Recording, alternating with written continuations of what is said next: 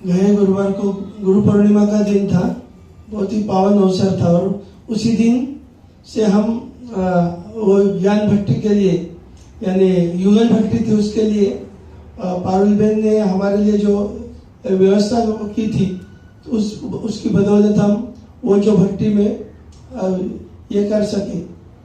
भट्टी में हमको जाने का मौका मिला और उधर जाने के बाद हमको 4 दिन में एक बहुत ही अच्छा इतना आनंद मिला कि वो मैं शब्द में नहीं वर्णन अभी कर सकता हूँ, अपने खुद के शब्द में। और वो भट्टी में गए तो हम अपनेपन को पूरा भूल गए। आजू बाजू का जो विश्व है, हमारे जो सगे हैं, वो सब भूल गए। वो 4 दिन में पूर्ण हम वो जो अवस्था जी रहती है, आत्मिक अवस्था, उसमें पूरे यानी सागर में जैसे डूबते हैं, वैसे वो ज्ञान सागर में हम छलांग लगा रहे थे, ऐसा हमको अनुभव आया। तो उस वक्त 11 तारीख को हम पहुंचे उधर और शाम से हमारी ज्ञान भट्टी शुरू हुई। पहले दिन गीता दीदी का ये था, पाठ था, और उसका विषय था प्रवृत्ति में रहते हुए बेहद की वैराग्य वृत्ति। उन्होंने 3 बार ओम शांति बोल के शुरुआत की और 3 उन्होंने बताया 3 बार क्यों। तो वो 3 के अर्थ है, मैं कौन, मेरा कौन और मुझे क्या करना है। ये 3 जो है मैं है, उसके गहराई में हम जाएंगे तो पूरे जीवन का अर्थ हमें प्राप्त होता है। और मेरा जन्म किस लिए है और क्या करने का है, इसका अगर सही अर्थ अपने को मालूम पड़ा तो हमको आगे कोई प्रश्न ही नहीं उठता है और जीवन अपना सार्थकता हो जाती है। जीवन की सार्थकता हो जाती है तो निर्माण भावना आती है, और निर्माण भावना जब बन जाती है तो मन को एक वैराग्य वृत्ति आती है, और वैराग्य वृत्ति से आपको कंट्रोलिंग पावर आती है, और कंट्रोलिंग पावर से आप एक परखने की जो शक्ति रहती है वो आप में आती है। सामने जो कोई है उसको परखना, उसमें आपको एक ये मिलता है। हम अवगुण नहीं देखे किसी के गुण देखे, ऐसा उन्होंने कहा। और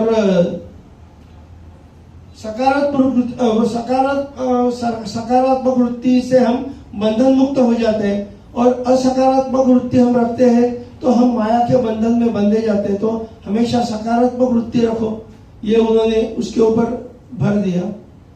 उसके बाद जो दूसरा जो ये था, वो भक्ति का लक्ष्य, वो चंद्रिका दीदी है ना, उन्होंने भक्ति का लक्ष्य है ना, हम जो भक्ति में आते हैं तो क्या प्राप्त करने के लिए, तो हमारा उधर क्या रोल है वो उन्होंने बताया कि भक्ति में अगर हमको सचमुच सिंसियरली अगर अटेंड करना है तो सबसे पहले हमको एक्यूरेसी है, बहुत महत्वपूर्ण बात है। एक्यूरेसी यानी टाइम टू टाइम, और टाइम टू टाइम रहने का है तो पहला ही शुरू में से ही कुछ उन्होंने बातें कही। हाँ, कि मौन व्रत, मन का मौन, बुद्धि का मौन और मोबाइल का मौन रखो, और भक्ति में पूर्ण तरह से एकाग्र हो, और उसमें जो है उसका चिंतन करो। अमृत वेला जो है वो अमृत वेला के ऊपर भी उन्होंने भर दिया, अमृत वेला जो है उसमें कंटिन्यूटी रखो, ये उन्होंने कहा। और उधर ये 4 दिन में ये सब जो हमने अटेंड किया तो उसमें हमको बहुत सारा ज्ञान मिला। उसमें हमको ये परिचय मिला कि ये जो हम अकारण चिंता करते हैं वो चिंता करना छोड़ दे, हमेशा बाबा के टच में रहे। ऐसा समझना कि ये जो मेरा शरीर रथ है ये बाबा चलाता है, और पूरा जो हमारे जो प्रॉब्लम्स है वो बाबा के ऊपर सौंप दे तो कुछ प्रॉब्लम ही नहीं रहता। हम कोई भी बात की जो चिंता करते हैं तो उन्होंने उसके बारे में एक अच्छा उदाहरण दिया, वो नोट डाउन किया। वो उदाहरण यह है कि वो उस समय की बात है, वो बोली ब्रह्मा बाबा थे उसके वक्त की बात है।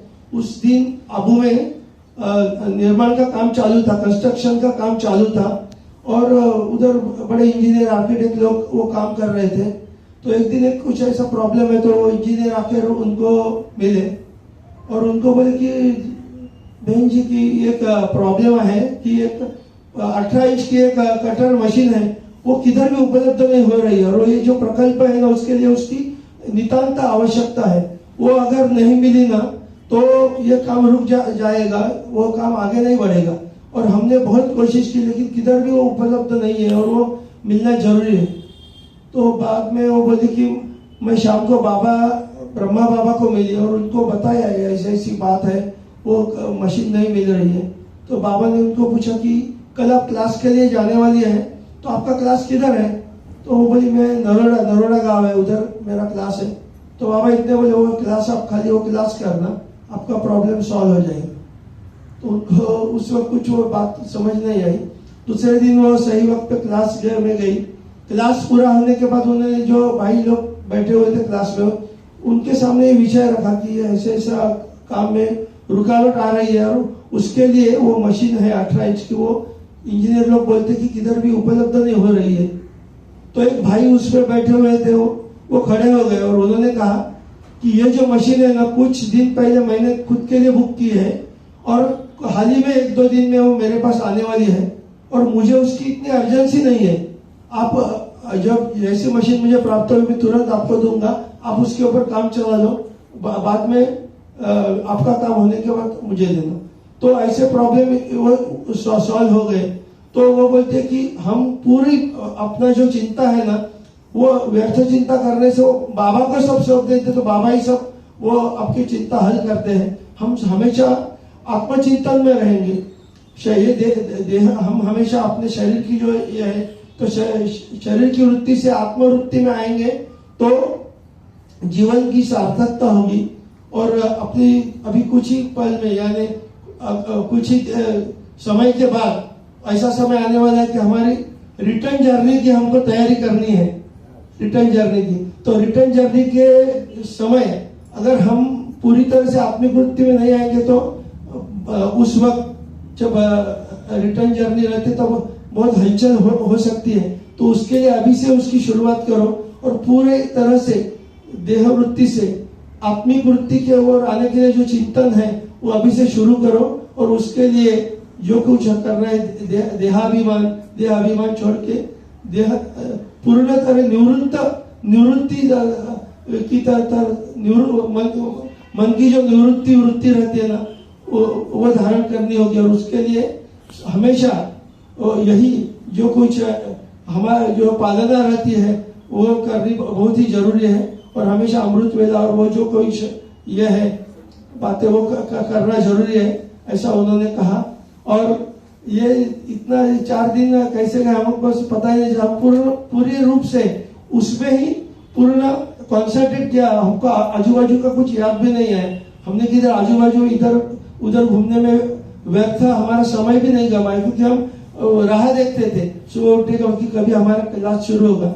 और वो जो ज्ञान के मोती अपने को मिलने के लिए हम हमेशा उतावले रहते थे।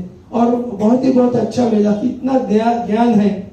हम जब ऐसे भट्टी में जाते हैं ना तो हमको पता चलता है कि ये ज्ञान का बहुत बड़ा सागर है। और सागर में आप जितने नीचे जाएंगे तो कितने उसमें अनमोल रत्न और अनमोल मोती रहते हैं। और ये जो अपना ब्रह्म कुमारी ये राज अपना परिवार है, इसमें कितने अच्छे मोती अच्छे ये है ये विचारधारा इतनी अच्छी है कि हमारा पूरा जीवन में परिवर्तन आता है। और जीवन में परिवर्तन आएगा तो वो बोले कि विश्व परिवर्तन होगा, ऐसा कहा। और इतना बहुत अच्छे यो गीता बहन, संतोषी बहन, चंद्रिका बहन, आशा बहन, ऐसे अनुमान ऐसे विचारों की जो रहना थे, उनके विचार उनका मार्गदर्शन जो मिला ना, तो मेरे जीवन का वो एक मैंने आज तक मेरा अभी 63 इयर्स एज है, 64 रनिंग। तो इतना उम्र में मैं पहली बार इतना मुझे जो मिला ना, तो मुझे लगता है कि ये बाबा ही सब करता है। और मैं विशेष रूप से धन्यवाद देता हूँ वास्तविक। और धन्यवाद देने से मैं कृतज्ञता पूर्वक ये करता हूँ, क्योंकि मुझे बोलते समय भी अभी मेरे हृदय में हलचल हो रही है कि पारुल दीदी ने हमारे लिए जो विशेष प्रयत्न किए, खाली प्रयत्न नहीं, उन्होंने उधर हमारी जो व्यवस्था होने के लिए जो किया, उधर VIP यानी न्यू डायमंड हाउस में हमारी व्यवस्था उनकी बदौलत हमारी हुई। तो वो उनके हमेशा कृतज्ञता मैं दिल से व्यक्त करता हूँ। और उधर इतनी भीड़ थी, मुझे एक भाई मेरे साथ थे वो केड़िया करके, मुझे बोला इधर कैसे आपको मिला? उधर ऋषि भवन में तो 6 लोग रहे एक रूम में, तो बोले कि क्या वो बाबा की सब ये है भाई, हमारे जो बहना है उन्होंने वो हमेशा हमारी हमसे ज्यादा चिंता उनको रहती है, और उन्होंने हमको जो भेजा ना तो पूरी तरह से ऐसा यानी मैं अभी शब्द नहीं मेरे पास, कभी कभी कुछ होता है ऐसा होता है ना कि हम इतने भावुक हो जाते कि शब्द नहीं, तो मेरे ये जो निशब्द होने से आप समझे होंगे, तो मैं बहना को लाख लाख धन्यवाद देता हूँ और बोलता हूँ कि ये जो गाना है ना, ऐसा साथी किसका होगा, ये सोच के मन भरा आता है। भगवान हमारा साथी है, भगवान हमारा साथी है, भगवान हमारा साथी। धन्यवाद। भाई ने तो सब कुछ कह दिया, अब कहने के लिए कुछ बाकी नहीं है। मैं छोटे से गाना गाकर, मैं तो गायिका नहीं हूँ, व्यक्त करती हूँ। हाँ चल लेकिन मुझे एक ऐसे गगन के तले, बस जहाँ गम भी न हो, जहाँ आंसू भी न हो, बस प्यार ही प्यार पले, बस प्यार ही प्यार पले। सूरज की पहली किरण से आशा का अंधेरा, आशा का किरण जागे, चंदा के किरण से धुल कर घनघोर अंधेरा भागे। कभी गम कभी धूप मिले, कभी छाव मिले, बस लंबी डगर के खले। आस जा एक ऐसे गगन के तले, जहाँ बैर न हो, आंसू भी न हो, जहाँ गैर भी ना हो, सब मिलकर हम यूं चलते चले, एक ऐसे गगन के तले, बस प्यार ही प्यार पले। गाना पूरा मैंने नहीं लिया, बीच बीच का लाइन दिया। तो हमारे ज्ञान गुलशन का नाम ज्ञान गुलशन, फूल खिले हैं गुलशन गुलशन, यहाँ ज्ञान खुला है गुलशन गुलशन है। हमारी दोनों बहनें गुलशन गुलशन। हमें एक बात, भाई ने तो उधर का सब बताया, मैं एक ही बात बताती हूँ, ज्यादा टाइम। अभी प्रकृति का प्रकोप तो आप रोज बहने हमको सुनाती है, लेकिन जयंती बहन ने एक बात कही, वो मैं सुनाती हूँ। लंदन में वो थी, वहां पंखा या एसी नहीं कभी भी लगता। वो बोली अभी लंदन में भी हमें एसी और पंखा लगने लगा है, मतलब प्रकृति का कितना प्रकोप हुआ है वो बोली। और उषा बहन का एक मैं उदाहरण देती हूँ, उसने एक बात कही, हम जब याद में बैठते हैं तो व्यर्थ विचार आते हैं, और हम बाबा को याद करना चाहते हैं, व्यर्थ विचार आते हैं ना, तो हम सरे ये व्यर्थ विचार नहीं आना, खाना बनाना है, भाजी सब्जी करो, उसको स्कूल आते हैं ना, आने दो।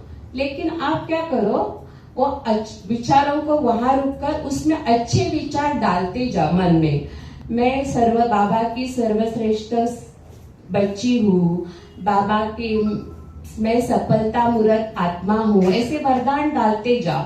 ऐसे अच्छी अच्छी बाय मास्टर सर्वशक्तिमान हूँ डालते जाएंगे ना, तो वो व्यर्थ विचार है ना, अपने आप निकलते निकलते एक दिन पूरे निकल जाएंगे। ये उषा दीदी की बात मुझे भाई वो मेरे लिए बहुत मत कहूँ, मुझे वो अच्छा लगा, और वो मैं शुरू करूंगी। अब व्यर्थ विचार तो आते ही लौकिक जीवन में, वो बहुत अच्छी लगी।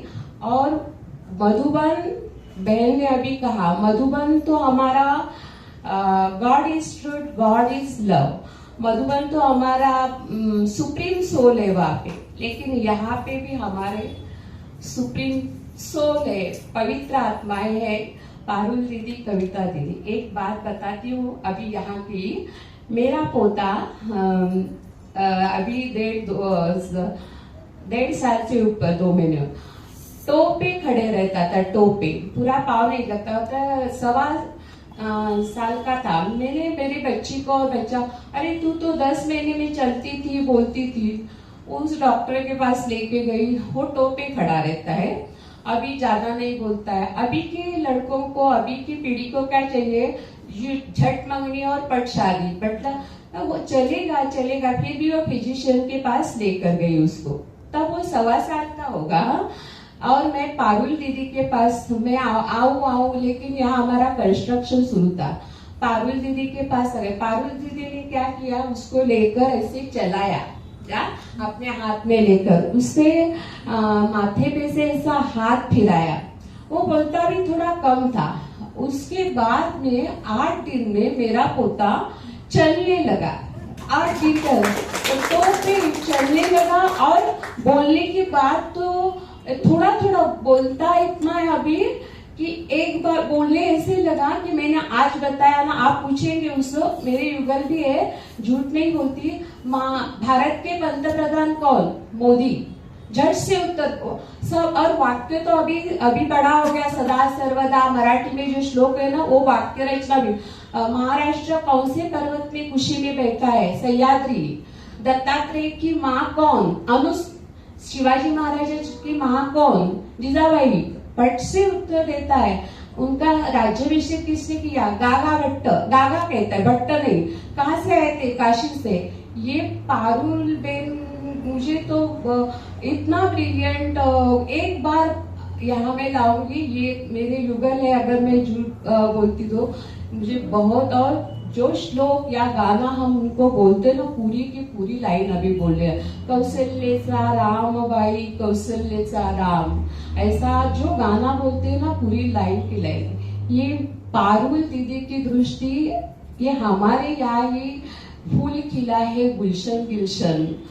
कहते हैं ना, अमृत घट भरले मराठी में, तुझाच दारी का वणवण फिरशी बाजारी। यहाँ ही हमें अमृत मिल रहा है, क्यों छोड़ने का? मैं तो कभी भी नहीं छोड़ूंगी। ये अमृत मुझे बहुत मिला है, मुझे आंखों में रोना आता है। यहाँ से मैंने 20 बरस से हूँ, बहुत कुछ मिला है, बहुत कुछ अनुभव आए हैं, बहुत मिला है। हमारा इकट्ठा कुटुंब था, बहुत प्रश्न है, बहुत क्वेश्चन है, लेकिन दीदी दोनों, कविता पारुल में सब यहाँ आकर बैठती हूँ ना, शांत, एक ऐसे गगन के तले जहाँ प्यार ही प्यार करे। 10 मिनट तो होता है, प्यार ही प्यार करे। और क्या कहूँ मैं, दीदी का बहुत बहुत मैं धन्यवाद करती हूँ, सब लोग और आपका भी। ओम शांति।